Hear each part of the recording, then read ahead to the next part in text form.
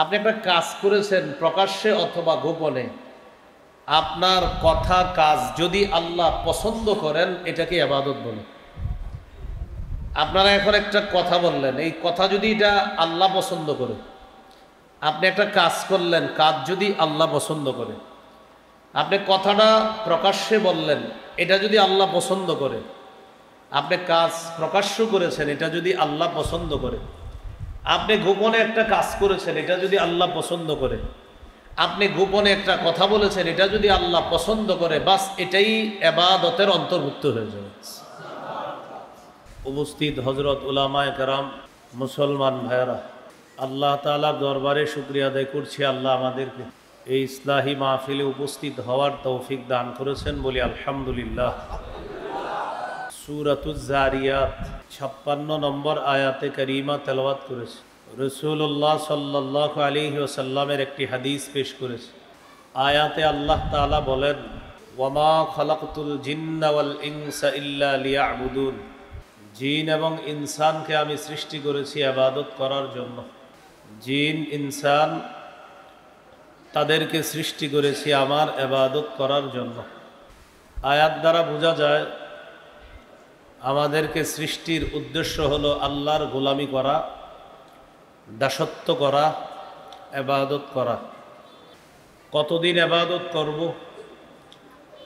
সূরা হিজরের 99 নম্বর আয়াতে আল্লাহ বলেন, ওয়া'বুদ রাব্বাকা হাত্তা ইয়াতিয়াকাল ইয়াকিন, মৃত্যু আসা পর্যন্ত তুমি তোমার রবের ইবাদত করো।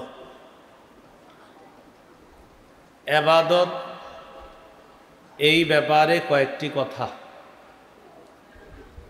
ইবাদতের আবিধানিক পারিভাষিক অর্থ। ইবাদতের আবিধানিক অর্থ, একটা কিতাব আছে নাম আল উবুদিয়্যাহ।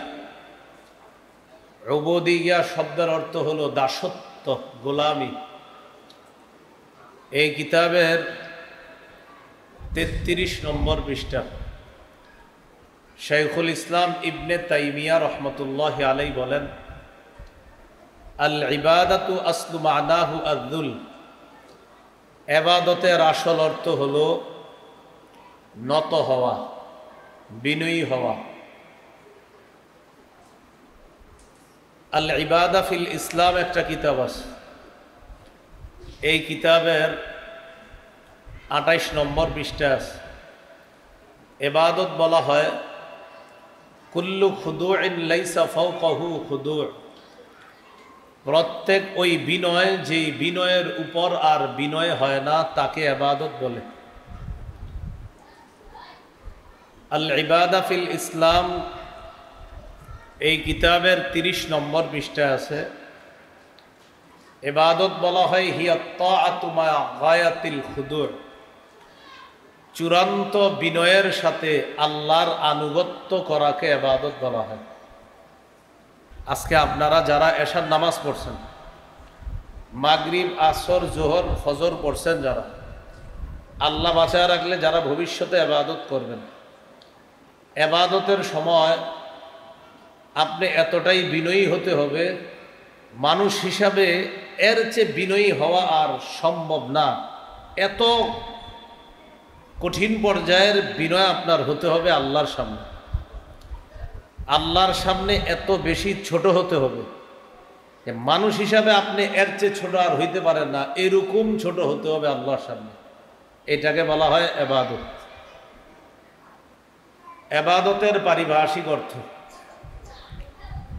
আল উবুদিয়্যাহ কিতাবের 23 নম্বর পৃষ্ঠা শাইখুল ইসলাম ইবনে তাইমিয়া রহমতুল্লাহি আলাইহি বলেন, হিয়া ইসমুন জামিউন লিকুল্লি মা ইউহিব্বুহুল্লাহু ওয়া ইয়ারদাহু মিনাল আকওয়াল ওয়াল আমালিল বাতিনা ওয়াজ যাহিরা। ইবাদত বলা হয়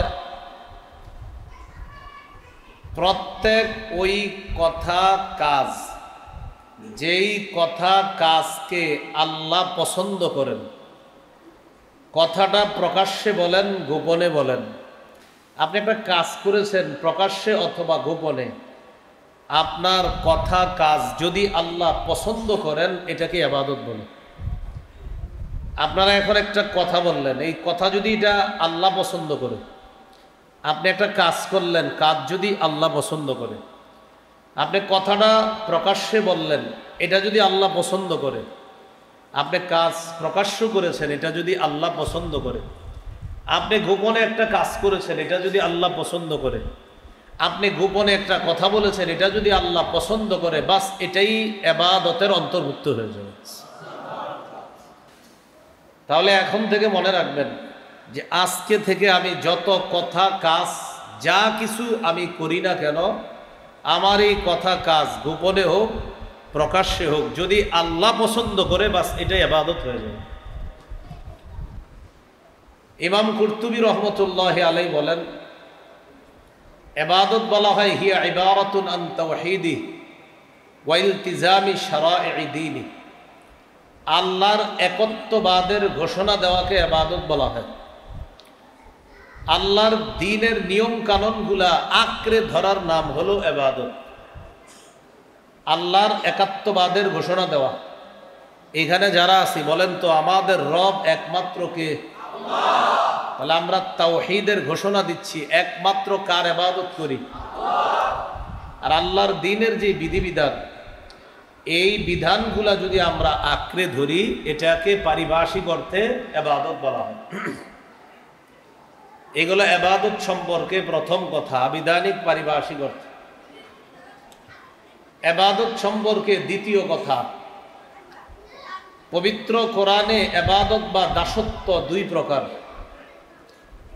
এক নাম্বার আল ইবাদাতুল আম্মা, সাধারণ ইবাদত। আরেকটা হলো আল উবুদিয়াতুল খাসা, বিশেষ ইবাদত। এটা একটু বুঝেন।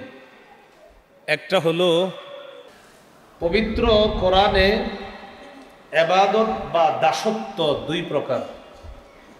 একটা হলো সাধারণ দাসত্ব, আরেকটা হলো বিশেষ দাসত্ব। সাধারণ দাসত্বর মধ্যে সবাই অন্তর্ভুক্ত। যেমন সূরা মারিয়ামের 93 নম্বর আয়াতে আল্লাহ বলেন, ইন কুল্লু মান ফিস সামাওয়াতি ওয়াল আরদি ইল্লা আতির রহমানি আবদা। আসমান জমিনের যারা আছে সবাই দাস রূপে রহমানের কাছে উপস্থিত হবেন, এটাকে বলা হয় সাধারণ দাসত্ব। আরেকটা হলো বিশেষ দাসত্ব। বিশেষ দাসত্বের মধ্যে সবাই অন্তর্ভুক্ত না, শুধু আল্লাহর বিশেষ বান্দারা অন্তর্ভুক্ত। যেমন সূরা ফুরকানের 63 নম্বর আয়াতে আল্লাহ বলেন, ওয়া ইবাদুর রহমানিল্লাযীনা ইয়ামশুনা আলাল আরদি হাওনা ওয়া ইযা খাতাবাহুমুল জাহিলুনা ক্বালু সালামা। রহমানের বান্দা তারা যারা জমিনের মধ্যে বিনয়ী হয়ে চলে, নম্রভাবে চলে, তারা রহমানের বান্দা। এখন বলেন, জমিনের মধ্যে সবাই কি নম্র হয়ে চলে? যারা নম্র হয়ে চলে, আল্লাহ তাদেরকে তার বিশেষ বান্দাদের অন্তর্ভুক্ত বানায় না। তাহলে সবাই বিশেষ বান্দা হয় না।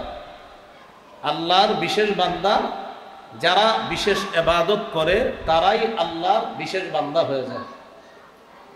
এইগুলো আজকের দ্বিতীয় আলোচনা। 3 নম্বর আলোচনা, হাদিসে ইবাদত। আবু দাউদের 1479 নম্বর হাদিস। এই হাদিসের মধ্যে আছে, রাসূলুল্লাহ সাল্লাল্লাহু আলাইহি ওয়াসাল্লাম বলেন, আদ-দুআউ হুয়াল ইবাদাহ। দোয়া করাটাও একটা ইবাদত। দোয়া করা এটাও একটা ইবাদত। রাসূলুল্লাহ সাল্লাল্লাহু আলাইহি সাল্লাম বলেন, আদ-দুআউ হুয়াল ইবাদা। দোয়া করাটাও একটা ইবাদত। এই জন্য দোয়া করা, আমরা যারা আল্লাহর কাছে দোয়া করি, এই দোয়াটা আলাদা ইবাদত। যারা আল্লাহরে বলেন, আল্লাহ আমাকে টাকা দেন, পয়সা দেন, রিজিকের ব্যবস্থা করে দেন, হালাল চাকরি, এই যে আল্লাহকে বললেন, আল্লাহ আপনি আমার এটা ব্যবস্থা করে দেন, এই বলাটাও ইবাদত। আপনি যতবার আল্লাহকে বলবেন, আল্লাহ আমার এই সমস্যা, ওই সমস্যা, আপনি নিজের সমস্যা বলতেছেন, এই যে আল্লাহকে সমস্যাগুলোর কথা বলতেছেন, এই সবগুলা ইবাদতের অন্তর্ভুক্ত হয়ে যাচ্ছে। সেই জন্য হাদিসে আসছে আদ-দুআউ হুয়াল ইবাদাহ, দোয়া করাটাও একটা ইবাদত। তিরমিজির হাদিস 2201 নম্বর হাদিস।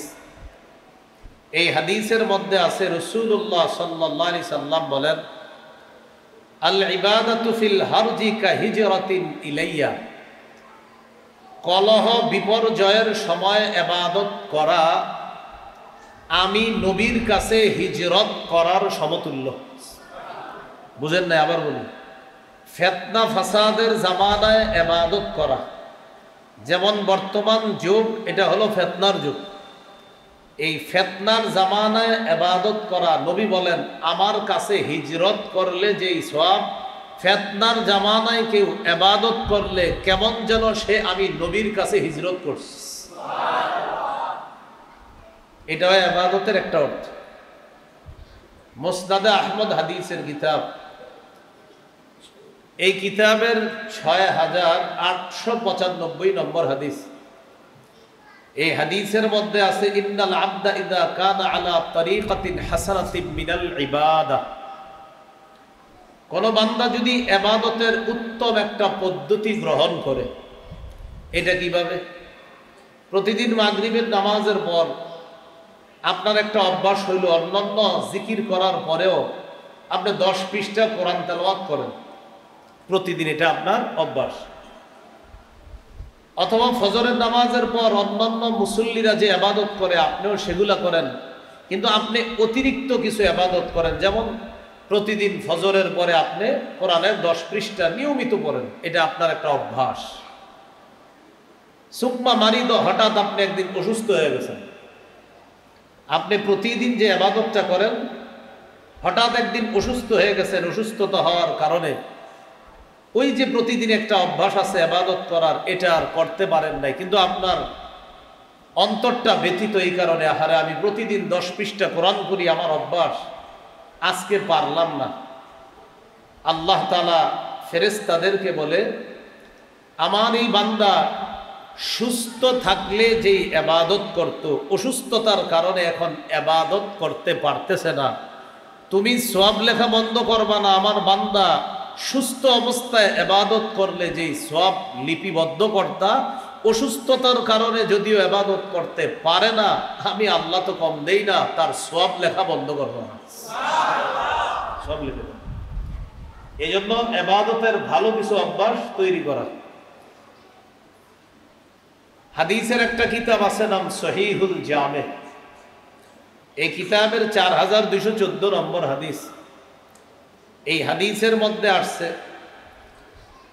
ফদলুল ইলমি আহাব্বু ইলাইয়া মিন ফদলিল ইবাদা, সাধারণ মানুষ নফল ইবাদত করলে যেই সওয়াব, একজন আলেম এলেম অন্বেষণ করলে আল্লাহ এর চাইতে বেশি ফজিলত দান করে।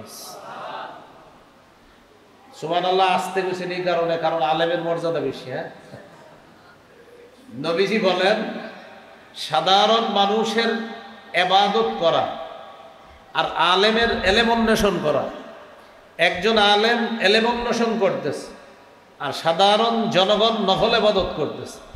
নবী বলেন সাধারণ জনগণের নফল ইবাদত এটার তো অনেক সওয়াব, তবে সাধারণ জনগণ নফল ইবাদত করলে যেই মর্যাদা, আলেমের এলেম অন্বেষণের মর্যাদাটা আমি নবীর কাছে অনেক বেশি এবং অনেক প্রিয়। কেন? একজন সাধারণ লোক ইবাদত করলে সে সওয়াব পায়, কিন্তু একজন আলেম এলেম অন্বেষণ করলে হাজারো মানুষ তার দ্বারা উপকৃত হয়।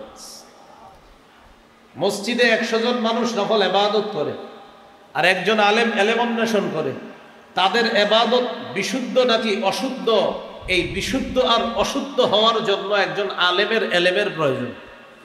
আলেম তার এলেমের আলোকে বলে দিবে আপনার ইবাদত এতটুকু অশুদ্ধ, এতটুকু বিশুদ্ধ। এটা কারা বলতে পারবে? আলেম। এজন্য নবী বলেন সাধারণ মানুষের নফল ইবাদতের যেই সওয়াব, এর চাইতে বেশি ফজিলত আমার কাছে একজন আলেমের এলেম অন্বেষণ করা, এলেম চর্চা করা। এইগুলো হাদিসে ইবাদতের অর্থ। আজকের 4 নাম্বার আলোচনা, এটা আমার সাথে একটু বলেন। বলেন, উপকারিতা লাভের দিক থেকে ইবাদত 2 প্রকার। নিজে নিজে ইবাদত করে উপকার লাভ করা, অন্যের সাহায্যে ইবাদত করে উপকার লাভ করা। তাহলে ইবাদত করে আপনি উপকার লাভ করবেন, এই হিসাবে ইবাদত দুই প্রকার। একটা নিজে নিজে ইবাদত করবেন, সওয়াব পাবেন, আরেকটা অন্যের সাহায্যে ইবাদত করবেন, সওয়াব পাবেন। এ হলো দুই প্রকার। যেমন তিরমিজির হাদিস 2910 নম্বর হাদিস। এই হাদিসের মধ্যে আছে রাসূলুল্লাহ সাল্লাল্লাহু আলাইহি সাল্লাম বলেন, মান ক্বারাআ হারফাম মিন কিতাবিল্লাহ ফালাহু বিহি হাসানাহ ওয়াল হাসানাতু বিআশরি আমসালিহা। রাসূলুল্লাহ সাল্লাল্লাহু আলাইহি সাল্লাম বলেন, কোন ব্যক্তি যদি কোরআনের একটি অক্ষর পড়ে, আল্লাহ তার আমলনামায় 10টি নেকি লিপিবদ্ধ করে দেন। এখন বলেন তো, কোরআন আপনি পড়লে লাভ কার? বলেন আমার। আমি কোরআন পড়লে লাভ কার? আমার। এটা হলো নিজে নিজে ইবাদত করে উপকার লাভ করা। আপনি কোরআন পড়বেন, আপনার লাভ নিজে নিজে, এটা গেল আপনার নিজে লাভ। উপকারিতা লাভের দিক থেকে ইবাদতের দ্বিতীয় প্রকার অন্যের সাহায্যে উপকার লাভ করা। যেমন তিরমিজির হাদিস 2909 নম্বর হাদিস। এই হাদিসের মধ্যে আছে রাসূলুল্লাহ সাল্লাল্লাহু আলাইহি সাল্লাম বলেন, খায়রুকুম মান তাআল্লামাল কুরআনা ওয়া আল্লামা। তোমাদের মধ্যে সর্বোত্তম ওই ব্যক্তি যে কোরআন শিখে অন্যকে শিখায়। এখন কোন উস্তাদ যদি অন্য কাউকে কোরআন শিখায়, এখানে উস্তাদের সওয়াবটা হলো আরেকজনের মাধ্যমে, উস্তাদের সওয়াব ছাত্রের মাধ্যমে। একজন উস্তাদের নাম উস্তাদ কেন? তার ছাত্র আছে, এই জন্য। ছাত্র ছাড়া উস্তাদ হয় না। তো উস্তাদের সওয়াব কেন? ছাত্রের কারণে। কেন? আমি ছাত্র পড়াচ্ছি বলে আমার সওয়াব। এখানে অন্যের সাহায্যে সওয়াব। সহিহ বুখারীর বর্ণনা 5353 নম্বর হাদিস।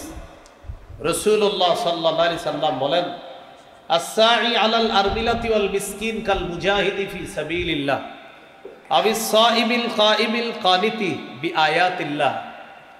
রাসূলুল্লাহ সাল্লাল্লাহু আলাইহি সাল্লাম বলেন, কোন ব্যক্তি যদি অসহায় মানুষকে সহযোগিতা করে অথবা কোনো বিধবা নারীকে সহযোগিতা করে, আল্লাহ তাআলা তার আমলনামায় জিহাদ করলে যেই সওয়াব, সারা রাত নফল নামাজ পড়লে যেই সওয়াব, সারা দিন নফল রোজা রাখলে যেই সওয়াব, সারাক্ষণ কোরআন তেলাওয়াত করলে যেই সওয়াব, মুজাহিদ, কোরআন তেলাওয়াতকারী, নফল নামাজ আদায়কারী, নফল সিয়াম পালনকারী, এই ব্যক্তিকে আল্লাহ তাআলা এই সবগুলা সওয়াব দান করে।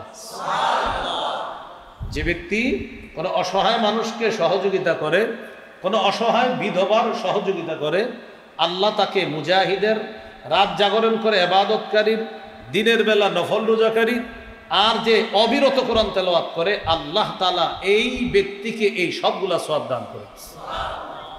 এখন আসেন, আপনি ফকিরে দান করলে সওয়াব পাবেন। এখানে দান করলে সওয়াবটা কেন পাইলেন? ফকিরের মাধ্যমে। ও না থাকলে তো দান করতেন না। আপনি ফকিরের কারণে সওয়াব পাইছেন, এই জন্য ফকির আছে বলে দান করছেন। আপনার আত্মীয় স্বজনের মধ্যে যারা গরিব, তাদেরকে আপনি দান করলেন, আল্লাহ আত্মীয় স্বজনের হক আদায় করার সওয়াব দান করছে। আপনি স্বজনদের কারণে সওয়াব পেয়েছেন। তাহলে এখানে আপনি অন্যের সাহায্যে ইবাদতের সওয়াব পান। এই হলো আজকের 4 নাম্বার কথা। আজকের 5 নাম্বার আলোচনা, এটা আমার সাথে একটু বলেন। বলেন, মাধ্যম হিসাবে ইবাদত 5 প্রকার। অর্থাৎ আমরা 5 মাধ্যমে ইবাদত করি। বলেন, কলব দিয়ে, মুখ দিয়ে, শরীর দিয়ে, টাকা দিয়ে। শরীর এবং টাকা দিয়ে, এই 5 মাধ্যমে ইবাদত করি। আবার বলছি, 1 নাম্বার আমরা ইবাদত করি কলব দিয়ে, 2 নাম্বার ইবাদত করি মুখ দিয়ে, 3 নাম্বার ইবাদত করি শরীর দিয়ে, 4 নাম্বার ইবাদত করি অর্থ সম্পদ দিয়ে, 5 নাম্বার অর্থ সম্পদ এবং শরীর দিয়ে ইবাদত করি। এই 5 মাধ্যমে ইবাদত। 1 নাম্বার ইবাদত করি কলব দিয়ে, এটাকে বলা হয় আত্মিক ইবাদত, মানে আত্মার সাথে সম্পর্ক। 2 নাম্বার ইবাদত করি মুখ দিয়ে, এটাকে বলা হয় মৌখিক ইবাদত। 3 নাম্বার ইবাদত করি শরীর দিয়ে, এটাকে বলা হয় শারীরিক ইবাদত। 4 নাম্বার ইবাদত করি অর্থ দিয়ে, এটাকে বলা হয় আর্থিক ইবাদত। 1 নাম্বারটা হলো আত্মিক, মানে আত্মা দিয়ে আত্মিক, আর 4 নাম্বারটা অর্থ দিয়ে আর্থিক ইবাদত। 5 নাম্বার শরীর এবং অর্থ দিয়ে, এটাকে বলা হয় আর্থিক প্লাস শারীরিক ইবাদত। 1 নাম্বার কি দিয়ে ইবাদত করি বলেন তো? কলব। এটাকে কি বলা হয় জানি? আত্মিক ইবাদত। যেমন বলেন বিশুদ্ধ নিয়ত করা, বলেন আপনারা জবাব দেন তো, নিয়ত কোথায় হয়? মাশাআল্লাহ, বলেন নিয়ত কোথায় হয়? অতএব নিয়ত কিসের ইবাদত? আত্মিক ইবাদত। তো মাশাআল্লাহ, নিয়ত হয় কি দিয়ে? কলব দিয়ে। তাহলে নিয়ত কিসের ইবাদত? কলবের। তাহলে নিয়তকে বলা হবে আত্মিক ইবাদত, তথা যেই ইবাদত আত্মা দিয়ে করা হয়, কলব দিয়ে করা হয়। যেমন বিশুদ্ধ নিয়ত করা। আপনি এশার নামাজ পড়তে গেলেন, আপনার মনে মনে নিয়ত এশার নামাজ পড়বেন, আপনার কলবে এই নিয়তটা যদি বিশুদ্ধ হয়, তাহলে এই ইবাদতটা হবে কলবের ইবাদত। নিয়ত বিশুদ্ধ হলে আপনার কলবের নামে একটা ইবাদতের সওয়াব লিপিবদ্ধ হয়ে যাবে, কারণ আপনি কলব দিয়ে নিয়ত করছেন। বুখারীর 1 নম্বর হাদিস, প্রথম হাদিস, ওমর ইবনুল খাত্তাব রাদিয়াল্লাহু তাআলা আনহুর বর্ণনা। রাসূলুল্লাহ সাল্লাল্লাহু আলাইহি সাল্লাম বলেন, ইন্নামাল আমালু বিন্নিয়াত, আমলের প্রতিদান বিশুদ্ধ নিয়তের সাথে। এবার আপনারা বলেন তো, বিশুদ্ধ নিয়ত জানি কি দিয়ে হয়? মাশাআল্লাহ। তাহলে আমি যদি কোনোদিন দেখা হইলে জিজ্ঞাসা করি, বলেন তো নিয়ত কিসের ইবাদত? আত্মার ইবাদত, কলবের। তাহলে এটাকে কি বলা হবে? আত্মিক ইবাদত। মাশাআল্লাহ। এবার আরেকটা বলেন, বলেন ইখলাস। এটাও বলেন, এটাও কলবের ইবাদত। বলেন তো ইখলাস দেখা যায় কোথায় থাকে? কলবে। কোরআনে একটা সূরা আছে, সূরাটার নাম কি? দেখি আমি পড়ি, পড়ার পরে আপনারা একটু দেখেন। কুল হুয়াল্লাহু আহাদ, প্রথম আয়াতে ইখলাস শব্দটা আছে? নাই। আল্লাহুস সামাদ, ইখলাস শব্দ আছে? নাই। লাম ইয়ালিদ ওয়া লাম ইউলাদ, ইখলাস শব্দ আছে? নাই। ওয়া লাম ইয়াকুল লাহু কুফুয়ান আহাদ, ইখলাস শব্দ আছে? নাই। পবিত্র কোরআনের 114 সূরার মধ্যে 113 সূরার নাম সূরার মধ্যে পাবেন। 113 সূরার নাম সূরার মধ্যে নামটা পাবেন। যেমন আলহামদুলিল্লাহি রাব্বিল আলামিন, এই সূরার নাম সূরাতুল হামদ বা সূরাতুল ফাতিহা, অনেকগুলো নাম। তাহলে একটা নাম সূরাতুল হামদ, তাহলে আল হামদু এটা আসেনি সূরার মধ্যে?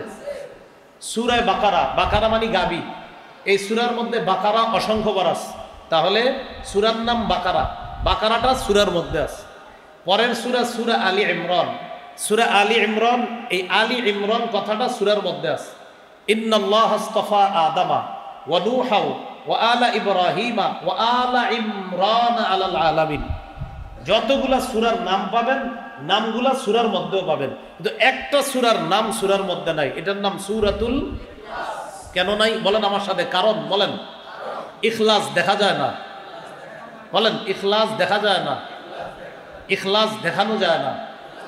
আল্লাহ তাআলা সূরা ইখলাসের নাম ইখলাস রেখেও সূরার মধ্যে উল্লেখ না করে আমাদেরকে বুঝিয়ে দিলেন ইখলাস দেখানোর জিনিস না, এটা গোপন জিনিস। এই জন্য সূরাতুল ইখলাস নাম ইখলাস, কিন্তু সূরার মধ্যে পাবেন না, কারণ এটা দেখানোর জিনিস না, এটা গোপন জিনিস, এটা অর্জন করতে হবে। আল্লাহ জানে, বুঝাইতে পারছি নি? সব সূরার নাম সূরায় আছে, ইখলাসটা সূরার মধ্যে নেই, কারণ ইখলাস দেখা যায় না, তাই এখানে নাই। এটা আছে কোথায়? আছে, এটা দেখানো যায় না, এই জন্য এটার নাম সূরাতুল ইখলাস। তো ইখলাস এটাও কলবের ইবাদত, আত্মার ইবাদত। তাহলে বিশুদ্ধ নিয়ত আত্মার ইবাদত, ইখলাস আত্মার ইবাদত। হাদিসের মধ্যে আছে রাসূলুল্লাহ সাল্লাল্লাহু আলাইহি সাল্লাম বলেন, 3 ক্ষেত্রে মুমিনের অন্তর খেয়ানত করে না। 1 নাম্বার আল ইখলাস, ইখলাসুল আমালি লিল্লাহ, মুমিন আমল করবে আল্লাহর জন্য, খাঁটি করে ইখলাসের সাথে আমল করবে, এই ক্ষেত্রে মুমিনের অন্তর খেয়ানত করে না। এই স্টার ইসলামিয়া মাদ্রাসা সহ আশেপাশের সব মাদ্রাসার বাচ্চাদেরকে, ছোট ছোট বাচ্চাদের প্রথম হাদিসটাই তাদেরকে শেখানো হয়, আখলিস দীনাক ইয়াকফিকাল আমালুল কলিল, তুমি তোমার দিনকে খাঁটি করো, অল্প আমলেই নাজাতের জন্য যথেষ্ট হবে। অল্প আমলে নাজাতের জন্য কি হবে? যথেষ্ট হবে। তাহলে বিশুদ্ধ নিয়ত দেখা যায় না, আত্মার ইবাদত। ইখলাস আত্মার ইবাদত। আরেকটা বলেন আমার সাথে, লা ইলাহা ইল্লাল্লাহ। বলেন বলেন আল্লাহ ছাড়া কোনো ইলাহ নাই, এই বিশ্বাস অন্তরে রাখা অন্তরের ইবাদত। আল্লাহ ছাড়া কোনো ইলাহ নাই, আপনি মুখ দিয়ে বললেন, আচ্ছা আচ্ছা আপনার অন্তরে কথা আছে তো? হ্যাঁ আমার অন্তরেও আছে, আল্লাহ ছাড়া কোনো ইলাহ নাই। এইটা এই যে বললেন আল্লাহ ছাড়া ইলাহ নাই, অন্তরেও আছে, এটা অন্তরের ইবাদত। আপনার অন্তরে আছে, এটা আপনি মুখ দিয়ে বলতে পারেন না, আপনি বোবা, আপনি উচ্চারণ করতে পারেন না, আপনি কেউ জিজ্ঞাসা করছে আল্লাহ ছাড়া কোনো ইলাহ নাই, বিশ্বাস করো, আপনি মুখে বলতে পারতেছেন, আপনি বললেন এখানে আছে, এই যে বললেন এখানে আছে, আল্লাহ ছাড়া কোনো ইলাহ নাই, এটা অন্তরের ইবাদত। তাহলে বিশুদ্ধ নিয়ম অন্তরের ইবাদত, ইখলাস অন্তরের ইবাদত, লা ইলাহা ইল্লাল্লাহর বিশ্বাসটা অন্তরের ইবাদত। সহিহ বুখারীর 44 নম্বর হাদিস, রাসূলুল্লাহ সাল্লাল্লাহু আলাইহি সাল্লাম বলেন, ইয়াখরুজু মিনান নার মান ক্বালা লা ইলাহা ইল্লাল্লাহ ওয়া ফি কলবিহি ওয়াজনু শাঈরাতিন মিন খায়র ওয়া ফি কলবিহি ওয়াজনু বুররাতিন মিন খায়র ওয়া ফি কলবিহি ওয়াজনু যাররাতিন মিন খায়রিন আই মিন ঈমান। রাসূলুল্লাহ সাল্লাল্লাহু আলাইহি সাল্লাম বলেন, কারো অন্তরে যদি অনু পরিমাণ, গম পরিমাণ, জব পরিমাণ এই বিশ্বাস থাকে যে আল্লাহ ছাড়া কোনো ইলাহ নাই, এটা যদি অনু পরিমাণ হয়, সামান্য সরিষার দানা পরিমাণ অন্তরে আছে যে আল্লাহ ছাড়া কোনো ইলাহ নাই, সে একদিন কোনো অপরাধে যদি জাহান্নামে থাকেও একদিন সে জাহান্নাম থেকে বের হবে ওই অনুপরিমাণ ইমানের কারণে। বের হওয়ার পর আল্লাহ তাকে সঞ্জীবনী নদী নামে একটা নদীতে গোসল করায়া সুন্দর শরীর দিয়ে দেহ দিয়ে আল্লাহ জান্নাতে প্রবেশ করেন। কোথায় ছিল বিশ্বাসটা? অন্তরে সামান্য পরিমাণ ছিল যে হ্যাঁ আল্লাহ ছাড়া কোনো ইলাহ নাই, একদম এটাই সঠিক কথা, এটা সামান্য ছিল, আর গুনাহ জর্জরিত ছিল, কিন্তু ইয়াকিন ছিল যে আল্লাহ ছাড়া কোনো ইলাহ নাই।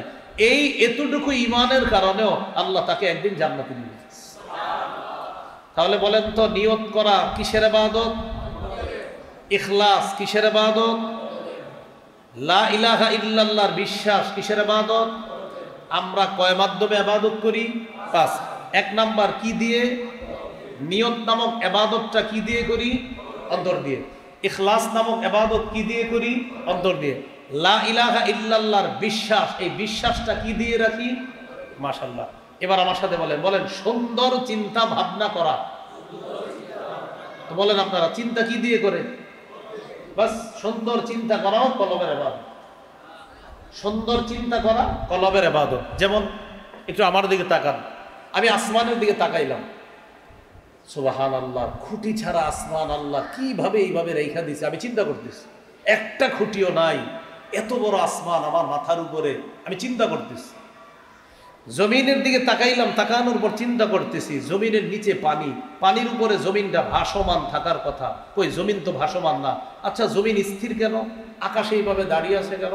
তো আল্লাহ জবাব দিলেন, ওয়াজআলনাস সামাআ সাকফাম মাহফুজা, আমি আসমানটাকে তোমাদেরকে সুরক্ষা দেওয়ার জন্য আমি আল্লাহ ছাদ হিসাবে স্থাপন করে রাখছি। এবার আমি জমিন নিয়ে চিন্তায় পড়ে গেলাম, আচ্ছা জমিনের নিচে পানি, এটা ভাসে না কেন?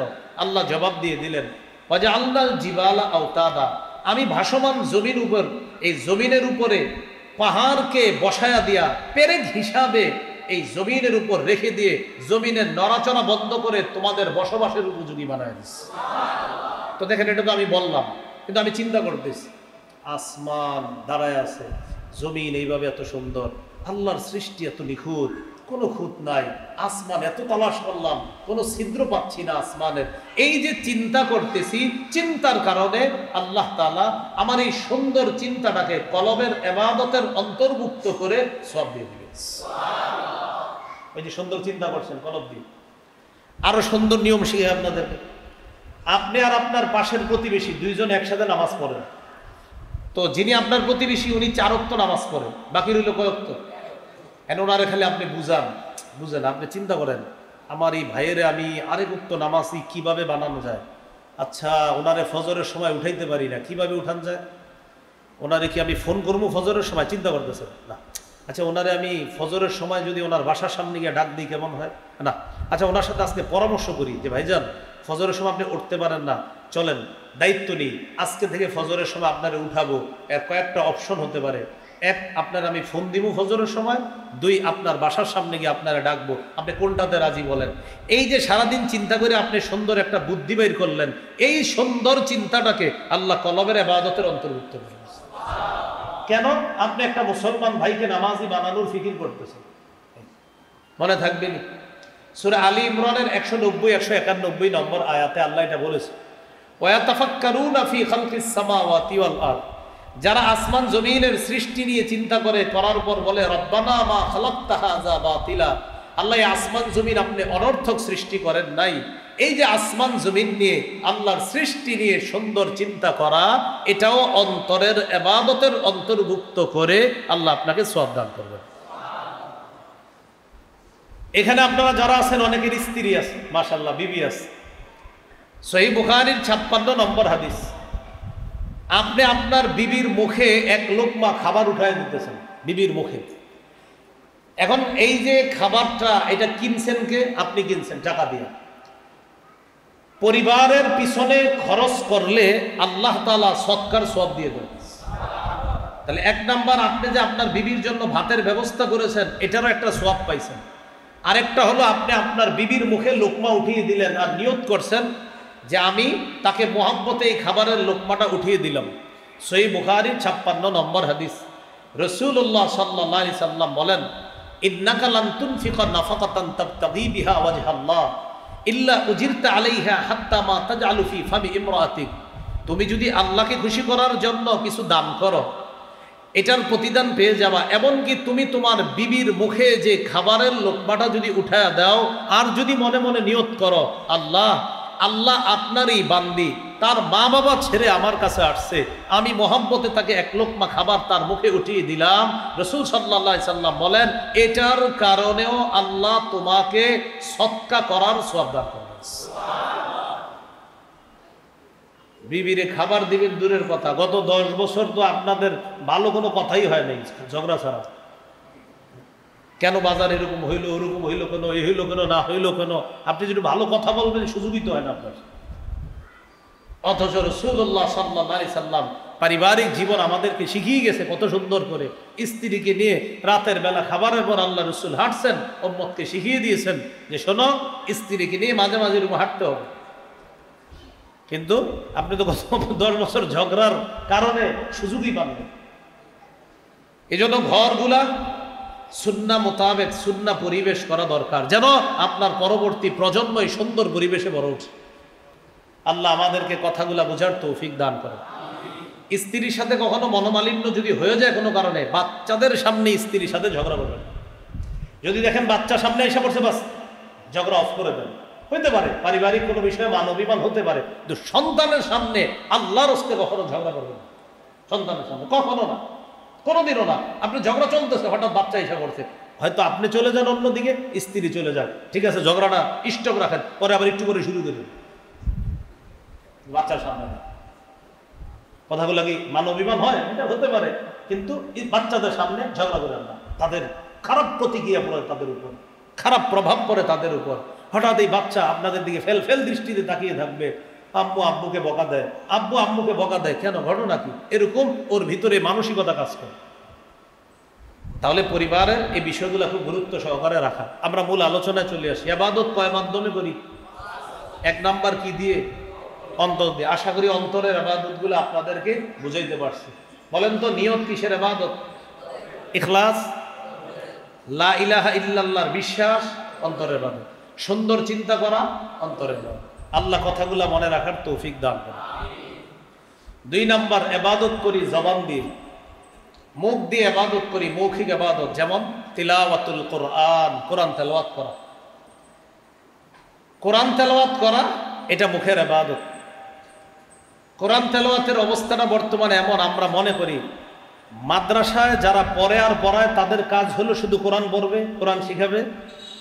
মসজিদের ইমাম সাহেব যিনি, উনি শুধু নামাজে কোরআন পড়বে। আর আমরা যারা আছি আমরা শুধু রমজান মাসে কোরআনটা নিমু, গিলাফটা খুলমু, কইলা 3 খতম 4 খতম কোরআন পড়মু। 27শে রমজান গিয়ে ইমাম সাহেবের কাছে একটা চিঠি লিখে বলবো, হুজুর 3 খতম কোরআন আছে, বক্সায়া দিয়ে। কি করবেন? কারণ এটা এতদিন পড়ছি আমি, এটা এখন উঠতেছে, এটা কোথাও যায় নাই। আপনি না বক্সাইলে এটা কোথাও যাবে না নাকি? তো হুজুরে কি লেগে লাগছেন বক্সায় দিতে, তা আপনি পড়ছেন মানে এটা কি উঠতেছে? বুঝলেন? আপনি যে 27 দিন পড়লেন, এটা কি উঠতেছে কোথাও? না আবার বলেন, যদি উঠতে থাকে তাহলে আমি বলবো হ্যাঁ, তাহলে হুজুরের বক্সানো দরকার। বক্সানো মানে পৌঁছানো। হুজুরের কাছে গিয়ে দোয়া চাই, 3 খতম কোরআন হয়েছে, বক্সায়া দিয়ে, পৌঁছায়া দেন। কই পৌঁছাবো? আবার আব্বা আম্মা মৃত, তাদের কবরে আল্লাহ যেন পৌঁছায় দেয়, আপনি একটু দোয়া করে দেন। তো আপনি এতদিন যে 27 দিন পড়ছেন, তো এখন কই আছে এগুলা? তো যাই হোক, যাক, তারপরও পরে তো আলহামদুলিল্লাহ 27 তারিখে পড়ার পর এরপরে, আর আমাদের দেশে তো 27 মানে রমজান মাস শেষ, পরের দিন তারাবিও পড়ে না অনেকে। তো পরে স্ত্রীকে বলে কোরআনটা উঠায় রেখা দাও, আবার আগামী রমজানে দিবা। অথচ রাসূলুল্লাহ সাল্লাল্লাহু আলাইহি সাল্লাম বলেন, ইকরাইল কোরআনা ফি 40, হে আমার উম্মত, 3 দিনে 1 খতম কোরআন পড়ো। পারেন না 7 দিনে, পারেন না 10 দিনে, পারেন না 30 দিনে, না পারো অন্তত 40 দিনে 1 খতম কোরআন পড়ো। কয় দিনে? অথচ অনেক মুসলমান পাবেন 40 বছর হয়ে গেছে 1 খতম কোরআন পড়ো। কয় বছর? অথচ নবী বলছেন 40 দিনে 1 খতম পড়ো। 3 না, 10 না, 7 না, 30 দিনে পড়ো না, পারতেছি না, অন্তত 40 দিনে 1 খতম পড়ো। তো 40 দিনে 1 খতম পড়ো, শুধু হুজুর ইমাম সাহেবরা না, সবাই। অথচ আমরা কোরআনের সাথে আমাদের সম্পর্ক নাই। আব্দুল্লাহ ইবনে আব্বাস রাদিয়াল্লাহু তাআলা আনহুর একটা হাদিস শোনায় আপনাদেরকে, সহিহ মুসলিমের বর্ণনা। এক ব্যক্তি রাসূল সাল্লাল্লাহু আলাইহি সাল্লামের কাছে আসছে, খুব মন দিয়ে বুঝবেন। নবীজির পাশে আবু বকর সিদ্দিক রাদিয়াল্লাহু তাআলা আনহু বসা। এক ব্যক্তি আইসা নবীজিরে বলতেছে, হুজুর আমি রাতে একটা স্বপ্ন দেখছি, স্বপ্নটা আপনার কাছে বলতে আসছে। নবীজি বললেন, কি স্বপ্ন দেখছো? বলতেছে, ইন্নী রাআইতুল লাইলাতা ফিল মানাম যুল্লাহ, রাতের বেলা আমি একটা বাদল দেখলাম। বাদল, স্বপ্নে একটা বাদল, মেঘ বাদলের মতো দেখলাম, মেঘের মতো দেখলাম। আমি দেখলাম ওই মেঘের মধ্যে তামতিফুস সামনা ওয়াল আসাল, মেঘের মধ্য থেকে ঘি আর মধু বের হইতেছে। সুবহানাল্লাহ, মধু বের হইতেছে। মেঘ থেকে কি বের হয় বলেন? আমরা দেখি কি বের হয়, আর উনি স্বপ্নে দেখে কি বের হইতেছে? মধু, ঘি, পনির, মধু, এগুলো বের হইতেছে। আচ্ছা, তারপর হুজুর আমি দেখলাম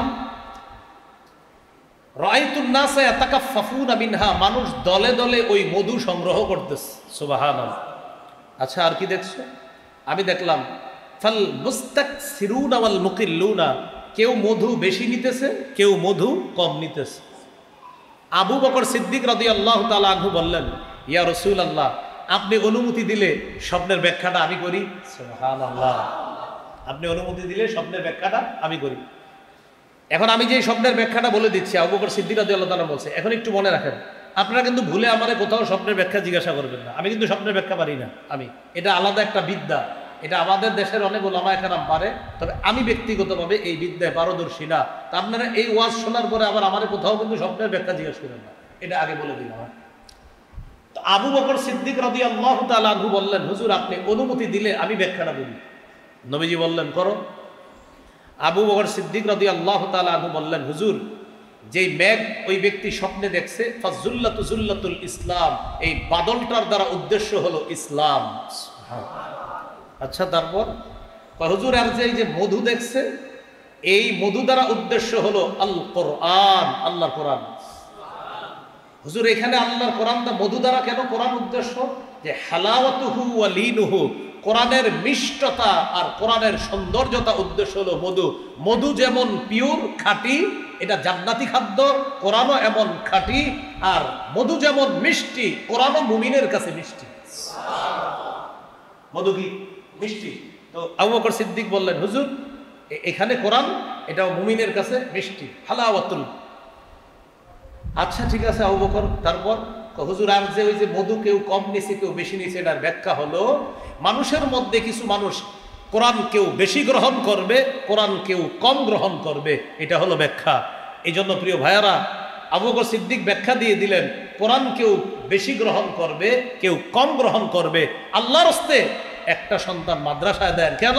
ওই স্বপ্নের ব্যাখ্যা অনুযায়ী আপনার একটা সন্তানকে বেশি মধু সংগ্রহ যারা করে তাদের অন্তর্ভুক্ত বানানোর চেষ্টা করে। কারণ বেশি মধুর ব্যাখ্যা কি? বেশি কোরআন গ্রহণ করা। কম মধুর ব্যাখ্যা কম কোরআন গ্রহণ করা। এটা ব্যাখ্যা দিয়ে দিলেন। তাহলে কত সুন্দর একটা ব্যাখ্যা দিলেন।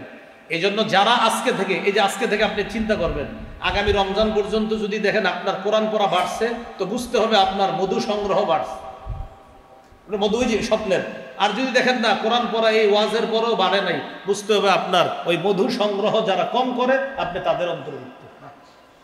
আর যদি এরকম হয় আপনি মোটেই পড়েনি নাই, তার মানে আপনি কমেরও অন্তর্ভুক্ত না। যদি কারো এমন হয় যে পড়েই না কোরআন, তার মানে ওই ব্যক্তি ওই যে যারা কম মধু সংগ্রহ করে তাদেরও অন্তর্ভুক্ত না। যাই হোক, দ্বিতীয় আলোচনা চলতেছে, দ্বিতীয় মাধ্যম মুখ দিয়ে ইবাদত করা, এটা হলো তিলাওয়াতুল কোরআন। কোরআন তেলাওয়াত করা এটা মৌখিক ইবাদত। আরো মৌখিক ইবাদত একটু করি আমরা, চলেন। সুবহানাল্লাহ, আলহামদুলিল্লাহ, লা ইলাহা ইল্লাল্লাহ, আল্লাহু আকবার। মৌখিক ইবাদত। কি ইবাদত? মৌখিক। এই যে বললাম, এখন আজকে এখান থেকে যাওয়ার সময় একটা ইবাদত করতে সর্বোচ্চ আপনার 2 মিনিট লাগতেও পারে, নাও লাগতে পারে।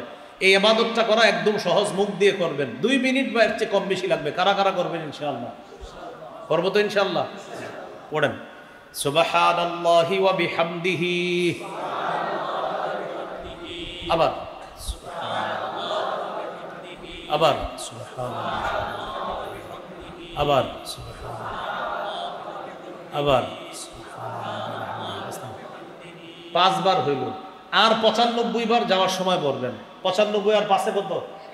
আচ্ছা, এই 5 বার আমরা রেখে দিই, এটা আমরা সওয়াব পেয়ে গেছি না। যাওয়ার সময় আবার নতুন 100 বার বলবেন, ঠিক আছে? সুবহানাল্লাহি ওয়া বিহামদিহি 100 বার। এই 100 বার যাওয়ার সময় পড়বেন, সমুদ্রের ফেনা পরিমাণ গুনাহ মাফ। বুখারীর বর্ণনা। কি পরিমাণ গুনাহ মাফ? হ্যাঁ, বুখারীর বর্ণনা 6405 নম্বর হাদিস। 100 বার এটা পড়েন, সমুদ্র ইন কানাত মিসলা জাবাদিল বাহরি, সমুদ্রের ফেনা পরিমাণ গুনাহ আল্লাহ মাফ করে দিবেন। তাহলে 100 বার পড়বো তো ইনশাআল্লাহ, নাকি 95? 100 বারই পড়েন। এখন যেটা বললাম এটা সব নিয়ে নিলাম আল্লাহর কাছ থেকে। আরো যাওয়ার সময় 100 বার পড়ে আমরা ইনশাআল্লাহ এই ফজিলতটা কামাই করব। আল্লাহ তৌফিক দান করেন। এগুলো 2 নাম্বার। 3 নাম্বার, আমরা ইবাদত করি শরীর দিয়ে। শরীর যেমন আজকে এশার নামাজ পড়ছেন কি দিয়ে? বলেন। রুকু করেন কি দিয়ে? সেজদা করে কি দিয়ে? ঠিক আছে, কোরআন তেলাওয়াত করলেন নামাজে, এটা কি বলেন তো? কোরআন তেলাওয়াত কিসের ইবাদত? মুখের। সুবহানা রাব্বিয়াল আযীম, সুবহানা রাব্বিয়াল আ'লা, আত-তাহিয়াতু লিল্লাহ, আল্লাহুম্মা সাল্লি আলা মুহাম্মাদ, মুখের। আর এই যে আপনি শরীরটা নাড়ায়া রুকুতে গেলেন, শরীরের। সেজদায় গেলেন, শরীরের। তাহলে আমরা 3 নাম্বার শরীর দিয়ে ইবাদত করি, যেমন নামাজ পড়া। আরো সুন্দর উদাহরণ, আপনি বাসা থেকে নামছেন, মসজিদে যাবেন। এখন মসজিদে যাবেন কি দিয়ে? পা আপনার শরীরের অংশ না? রাসূলুল্লাহ সাল্লাল্লাহু আলাইহি সাল্লাম বলেন, বান্দা যদি মসজিদে নামাজের নিয়তে বাসা থেকে বের হয়, তাকান আমার দিকে, এই হলো বাসা। বাসা থেকে বের হয়ে পাটা আপনি বাহিরে রাখছেন, যাবেন কোথায়? নবী বলেন, বাহিরে পা রাখার সাথে সাথে নামাজের সওয়াব লেখা শুরু হয়। এই জন্য আশেপাশে যায় না, নামাজ পড়তে গেলে নামাজই যায়, আপনি খেলা দেখতে যায় না, হ্যাঁ, যে একটু স্কোরটা দেখেই তারপরে দৌড় দিই মসজিদে, না, আপনি বের হয়ে মসজিদে যায়। কারণ আপনি যখন নামাজের জন্য বের হয়েছেন, আল্লাহ কিন্তু আপনাকে সওয়াব দেওয়া শুরু করে দেয়। এই জন্য এই যে দেখেন, মসজিদের উদ্দেশ্যে রওনা করলেন, আপনার শারীরিক ইবাদত এটা শুরু হয়ে যায়। আল্লাহ আমাদেরকে এই শারীরিক ইবাদতটা সবচেয়ে গুরুত্ব দিয়ে করার তৌফিক দান করেন। এটা 3 নাম্বার গেল। আমাদের বাংলাদেশে সিলেটে, ফেনীতে, নেত্রকোনা, সুনামগঞ্জে বন্যা হয়েছে। আপনাদের এই এলাকার ওলামায়ে কেরাম সারা বাংলাদেশ থেকে গেছে, নিঃসন্দেহে গাজীপুর থেকেও গেছে। এখন গাজীপুরের ওলামায়ে কেরাম যখন ত্রাণ দিতে গেছে, অনেক সাধারণ মানুষও গেছেন। আপনারা এই যে আপনারা সাধারণ মানুষ ত্রাণ দিতে অংশগ্রহণ করছেন, কি কি দিয়ে গেছেন? এটাও আপনার শারীরিক ইবাদতের অন্তর্ভুক্ত হয়ে যাচ্ছে। এই গেল 3 নাম্বার, শরীর দিয়ে ইবাদত করি। 4 নাম্বার, অর্থ সম্পদ দিয়ে ইবাদত করি, যেমন সদকা করা। আজকে যাওয়ার সময় কোনো ফকির পাইলে সদকা করে দিলেন, কোনো মসজিদে আপনি দান করে দিলেন, মসজিদের দান বাক্সে আপনি দান করে দিলেন, এটা আর্থিক ইবাদত। যাদের উপর জাকাত ফরজ অতীতে আদায় করেন নাই, আপনারা আদায় করে দিবেন, ভবিষ্যতেও জাকাত দিয়ে দিবেন। জাকাত এটা অর্থের ইবাদত, এটা একটা আর্থিক ইবাদত। তো এই আর্থিক ইবাদতটাও আমরা করব ইনশাআল্লাহ।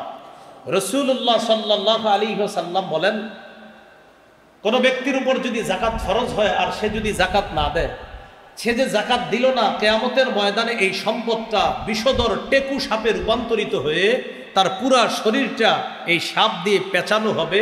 সাপ তার মুখের সামনে ফনা ধরে বলবে, আনা কানজুকা আনা মালুকা, আমি তোমার সঞ্চিত সম্পদ, যে সম্পদের জাকাত তুমি দেও নাই, যে অর্থের জাকাত তুমি দেও নাই, আমি সেই সম্পদ। এই জন্য আর্থিক ইবাদতটা আমরা করার চেষ্টা করব, বলেন ইনশাআল্লাহ।